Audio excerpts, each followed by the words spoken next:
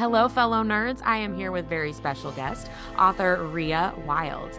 Ria is an international best-selling author of dark, steamy, and suspenseful romance.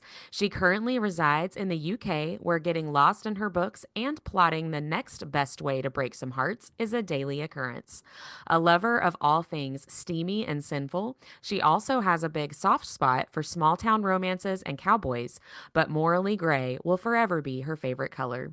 Ria writes HEAs and spice with no promise it will be an easy ride. Be prepared to fall in love with her morally gray men and the sassy queens that steal their hearts. Welcome to the podcast. Thank you so much for being here. Hi. I'm so happy to talk to you. So, before we really get going, as we're recording this, you just have a new release out that came out yesterday, I think, from when Was we were are yesterday, recording, yeah. right? Yeah, Yeah. so River is your newest novel. Congratulations on that Thank release. you.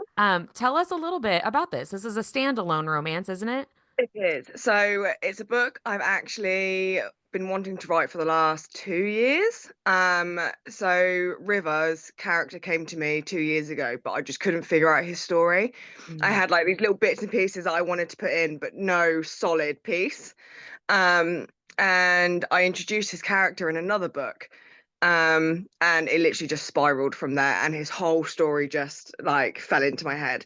It took me probably a month and a half to actually write it from start to finish.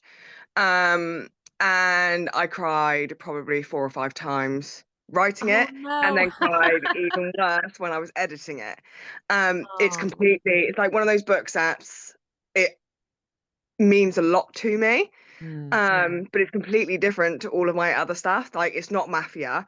It's somewhat dark, but not dark. And obviously dark is subjective anyway. To some True. people they might not look at this as dark romance at all, but to some it might be quite dark for them. Um, so it's sort of one of them, and I love it so much. And River's Yeah. character is he owns my whole heart. I just love him. Oh, I love that. So a month and a half, is that very quick? I feel like that's super fast. Is that kind It of your pace or is that quicker than It normal? can be. It really depends on how solid the story is. Yeah. So on a pantser, I don't really plot. I have a basic outline. I know what I want to happen, and then I just wing it from there. And then I'll go back through it, which will take the longest time. But I'll start writing it, and I can have it done within sort of a month to month and a half. But some books have taken me a lot longer. Like they've taken me a fair few months to write. So it really depends on the story. Well, that's awesome. So maybe River is a little bit more like emotionally heavy romance, maybe not necessarily dark, but Yeah, it's definitely heavier. very heavy and it deals with some quite tough topics, especially Mm. grief. And that's grief is an underlying concept to the whole story and how it makes people react and how it makes people behave. Um, so it's definitely heavy, and then they have other like heavier topics with like family dynamics and like society and all that kind of stuff within it. So yes, it is quite heavy. Well, I like that kind of book, especially if I can trust that everything's gonna end up okay in the end. Yeah, Like I can deal with almost anything. it's very much a Romeo and Juliet vibe. We've got opposites attract. So we've got the good girl. She's from a rich family. She's the mayor's daughter. She lives on one side of town. And then we've got River, who is the bad boy. Mm. He's on the other side of town. Like it's very bad boy from across the tracks kind of vibe. Yeah. Um, and they aren't supposed to be together. If people find out that they're together, like it's gonna explode. Yeah. Um, but it has the happily ever after. Like I couldn't end it in tragedy. I can't write a book without a happy ever after. Yeah, I So appreciate that. That's a deal breaker for me as a reader for sure, the happily ever after. So your tagline is dark and deliciously sinful romance. So I'm just curious what drew you into writing dark romance, especially, in your bio it talks about how you enjoy reading kind of lighter, maybe rom-commy more type stories. What led you into writing in darker themes and darker characters? I think it's the lack of rules I have to follow.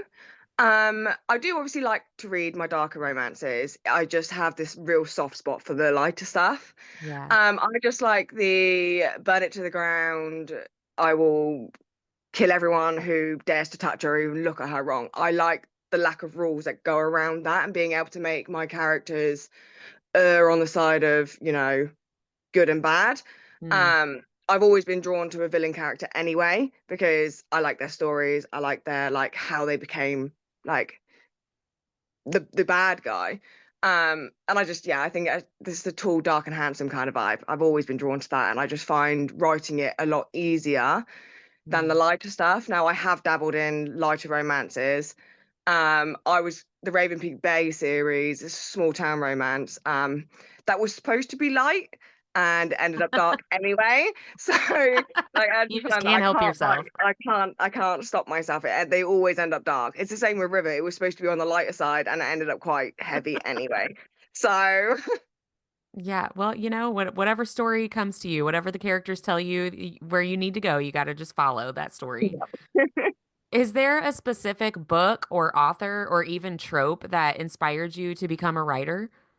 I think it's the romance genre in general. Mm, I've been a big reader my whole life.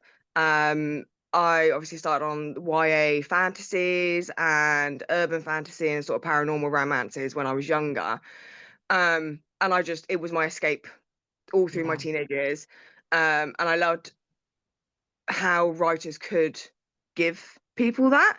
Mm, I always loved English through school, literature and language, and I sat down with an English teacher one day, and I gave her sort of an idea of like what I wanted to do. And she was like, "I'll just do it." I was like, "Okay, cool, I'll just do it." And I think she didn't give me any words of wisdom. She didn't do anything. She just said, "Just do it, and if it happens, it happens." And I was like, "Okay, cool." So I sat down, and I think I hand wrote like 70 odd chapters of this YA book that's in my attic somewhere, getting like it's lost. I can't even remember what it's called. Um, but I think from there, it was just a case of I just wanted to get better. So I've got Yeah. so many books that I've started and finished that I will never do anything with, but it perfected my craft. And obviously, there's still things I've got to learn, and I'm always learning. Um, but yeah, I think it was just the romance genre, probably fantasy romance, that actually Yeah. inspired me to write and create. I feel like a lot of us romance readers, all of us seem to have started with fantasy romance and then kind of moved off into other fan or romance genres, but we all seem to have a very common thread. Like, Yeah, was it ACOTAR? Was it Fourth Wing? it was. I think it was actually. It was probably Twilight. Oh yeah, Going for into the sure. romance genre was Twilight, and then from there it was. I got spicier with the Black Dagger Brotherhood books, Oh which yeah. they're so good. And it just spiraled at that point. And I think I was looking for because I read the Black Dagger Brotherhood and it was spicy, and I wanted more spice. But I think at the time I started reading the spicier stuff, it wasn't as well known or big. So it was Sure. kind of hard to find within the fantasy or the paranormal like genre. So I then ended up going to the contemporary side and I found a bunch of other authors that I absolutely fell in love with, and it just Yeah. spiraled from there. And I've got the whole library down in my office that like my books don't fit on the shelves anymore. So Yeah, I love that. Deb and Mindy love Black Dagger Brotherhood. I think that's how part of the reason they became friends at all was that they both like enjoyed reading that series. So I've yeah, never read it, and they're always fussing at me for not reading it. it But is. It's really good. I think I stopped after like the 10th or 11th book because it's a long series and there's like spin-offs to it as well. right, that's my I've thing. still Is like got it's a them big all. commitment. It's huge commitment, and I think I stopped. I think I read up to like the last book that was out at the time, and then I just ended up getting distracted by other stuff, and I haven't ever gone back to the series. But Yeah. I remember it. I just haven't gone back to it. It is very good.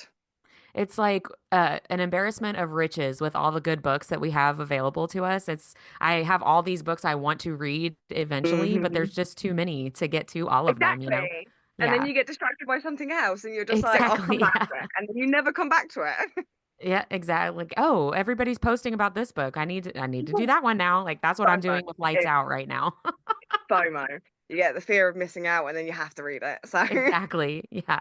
So, as a writer, is there a particular trope that you love to include in as many of your books as you can? Or do you focus more on here are my characters, where are they going to take me? Enemies to lovers. I I love am enemies to an lovers. enemies to lovers stan. It's even if the enemies to lovers storyline isn't the trope for the book, I will always add in maybe like a couple of chapters where they don't like each other because Yeah. I love the enemies. I love the suspense and I love the tension and the chemistry and everything that like is keeping them apart. And then when it snaps into place, it's just I love it so much. Yeah. Well, and I think the enemies to lovers, you can have so much good banter, Yeah, so so much much. witty, yeah, like smart aleck. I love that too. Yeah. Is there a least favorite trope that you have that you try to like keep out of your stories? Or are you kind of open to whatever? I don't like friends to lovers, Mm. even though I have done two books in that trope. Um, they were both the hardest books I had to write. Mm. But I introduced these characters in previous books that they didn't have any other trope to go with them. It was their friends to lovers, and their characters belonged together, and I needed to write their stories. So they are friends to lovers. There's nothing I can do about that. But they were the hardest books I had to write. It's my probably my one of my least favorite tropes to read too. I do read them. They're just not top priority for me on my list Sure. usually, even though Yeah. I have written the trope. Yeah. I love So that though, that you're are open to wherever your characters yes. take you, right? And not but I hate that. I know. You're I like Sebastian, who was the book I released before River. mm. That's a Friends to Lovers book. And again, I made enemies to lovers in there at some point when they fell out because of certain things. Um, but yeah, they're friends to lovers, and it was the hardest book I had to write. I had to add some drama in there and made her pregnant. So like, I had to put drama in there, and that's fine. Surprise pregnancy, accidental Yeah. pregnancy. Do you have any, I mean, I know you just released River, but do you have any plans or works in progress that you can share anything about, or is it a stay tuned situation? I've just set up the pre-order for Killian's book, which is the third book in the Burn For Me series. It's a couple that I know people are really looking forward to. I've been leaving crumbs through the first two books about these characters. It's a brother's best friend and an age gap. And Ooh. it's dark romance, and it's just like there's so much banter in it. There's this tension, and he's broody and grumpy and silent, and like I've just finished my first read through, and it's going off to the editor. And I love it so much. So I just set up the pre-order. That's coming out in April. And all the cover and everything's ready for it. I can't wait for everyone to read this one.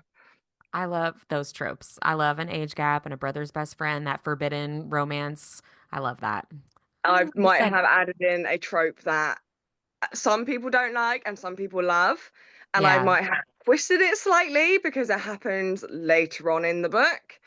Um, and instead of like a third act breakup, it's that. Hmm. That's the big thing, but it happens for like the last 40% of the book. And it's just like Ooh. it broke my own heart. So Yeah. yeah, Oh, you said April for that one? yes, April. I'm gonna put it in my calendar. So now we're gonna go into our nerdy and dirty speed round, which basically are just random questions for our listeners to get to know you a little bit.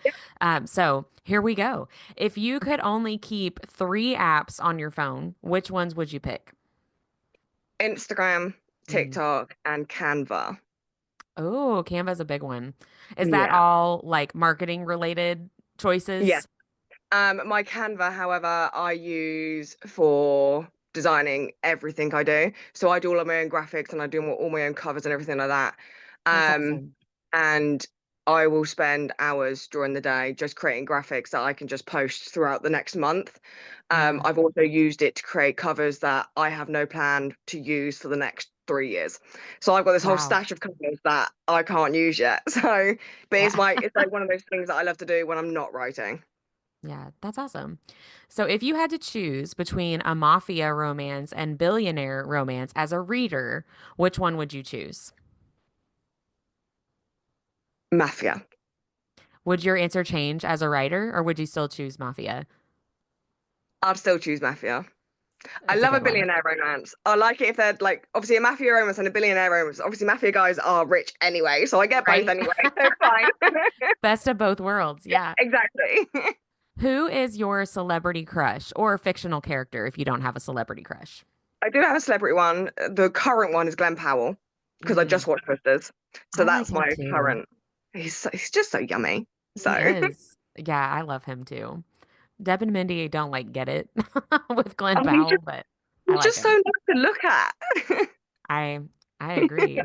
I concur. Correct answer. Yeah. What TV show or movie do you quote most often? See, this one's a hard one because I don't watch a lot of TV. If I had to pick, it would probably be The Lion King. And it's just random quotes that I'll remember during the day. And my husband's like, really what? Like, why?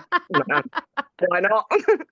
The like live action or CGI version or the original cartoon version? Original animation, the original animation. Yes. I So, also that is the correct answer. yeah. I agree. What is your favorite thing to do on your day off?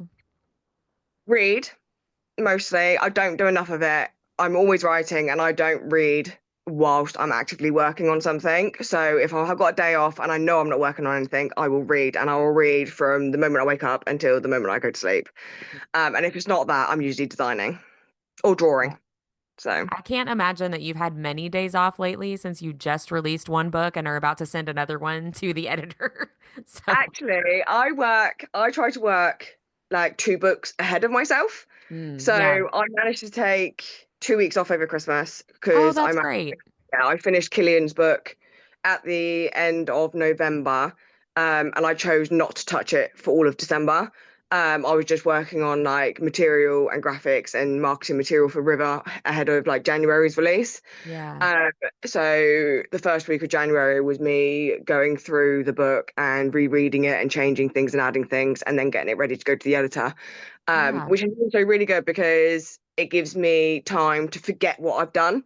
So it feels like I'm reading a whole new book and like I don't remember Yeah. adding things in. So It it's gives you nice. a fresh Yeah, eyes. really, really fresh.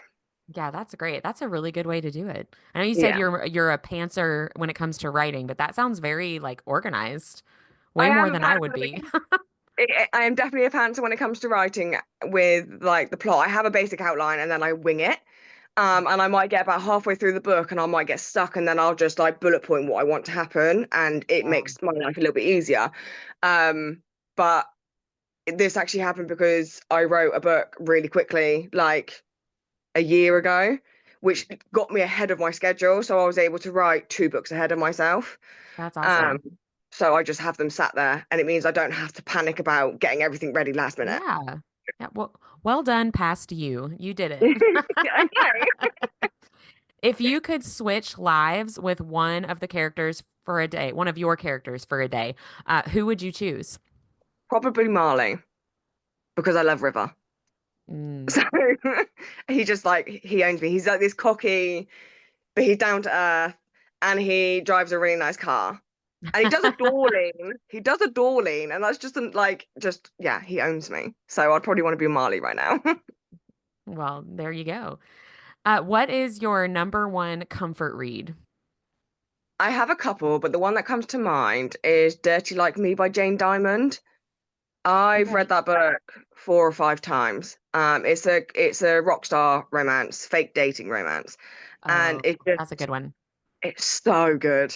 And yeah, I read it 4 or 5 times. And if it's not that, it's probably Feather by Olivia Wildenstein. And I only ever read that if I need a good cry. Mm. It's a I good have book. books like that too, where I'm like, I've got all this feeling. I need to get And it I need out. to get it out. Yeah. Yeah, I do that too. So, Ria, where can readers best connect with you? Is it through social media, Instagram, a newsletter? Social media is the best way to contact me. My Instagram, I'm always available on Instagram. I scroll it so many times a day. So I'm always available and I constantly check my DMs. So if you wanted to connect, I'm right there. Awesome. And we'll have your Instagram linked in our show notes so everybody can find it easily. Where can we purchase your books? They're mostly available on Amazon, the paperbacks, Kindle, and Kindle Unlimited versions, obviously through Amazon. And then I do also have a signed bookstore. Oh, Um, awesome. so On your website? it's my website, yeah. Awesome. I love have when authors have that option. When you really love something on like Kindle Unlimited or something like that, and then you can get a signed hard copy. I Yeah. love that. That's great. What upcoming events or signings do you have coming up this year? So I've got four in the books at the moment. The first one is for Brits Book Fest in London. And I've got Rare in London. We've also got Belfast, Books and Ball Gowns in Belfast, and then I've got another one in Sheffield. That's So I'm all awesome. UK this year. I'm not doing any international signings this year, which is a bit of a shame. So, That's a lot wait, of, no, am I? I might be coming to Chicago in October. I think I'm going to Chicago in October. well, hey, Yes. I think that's in October. like check your Instagram. Yeah, I'm pretty sure. Listeners, check her Yeah, Instagram to see. I'm pretty sure I've got Book Harvest in Chicago in October. So I have got one international signing. Yeah. Well, I So think it's a lot to travel that far and to be away from home if you do multiple events, internationally, if they're close together, especially. I know that yeah, that can be really hard. it And gets very that's tiring. great. That's awesome that you've got several close to home, or closer to home. So to finish us out, this is our nerdiest thing. We always finish our episodes sharing what our nerdiest thing of the week was. And a lot of times it's book related, but it doesn't have to be. And anything that you feel like you really got excited about, nerded out about, we would love to hear what your nerdiest thing of the week is. It was probably watching Twisters and like comparing. I watched it like 3 days ago. I'm still obsessing over it. Like I watched the original film. Yeah. Um, and I watched the new one this week with my husband, and my husband was just like, "Why are we watching this?" And I'm like, "But watch it, it's amazing." I still haven't seen it. I end up after watching these kinds of films, I end up like going into a deep dive on how weather works, and I'm Mm. like, never going to remember any of this, but I need to know how a tornado forms now. So Yeah. I remember watching the original Twister and the drive-in scene where like there is a tornado that's like tearing up the screen. Every so yeah, often when we go to the actual movies, like I think about that and I'm like, what if that happened right now? And my husband's like, that is your anxiety. Like that's not yeah. a thing we need to worry about. It's funny. I'm like, I need to know how hurricanes form and tornadoes form, and I need to look into it because what if it ever happens? I live in the UK. It's never gonna happen. We don't get tornadoes here. Like, and if we do, they're so tiny they're gonna like push over a bin. That's about as much Yes. damage as they're gonna do. But I must know how they form and if it's ever possible for it to happen to us. Like, I have to know this. So Yeah. Well, even if it doesn't happen to you, it helps us grow as people to have the knowledge, right? exactly. I can use it in the book later on. It's fine. Well, Ria, thank you so much for coming on and chatting with me today. I'm glad we were able to do this, even with the time difference, figuring it out so we could chat. Thank you so much. It's been fun. No, thank you very much for having me. And yeah, I know the time difference is a bit crazy. So Yeah. I'm going to go download River okay, thank you. and get that I going hope you this weekend. have Thank you so much. Have a great night. Thank you. Yeah, you too. Bye. Bye.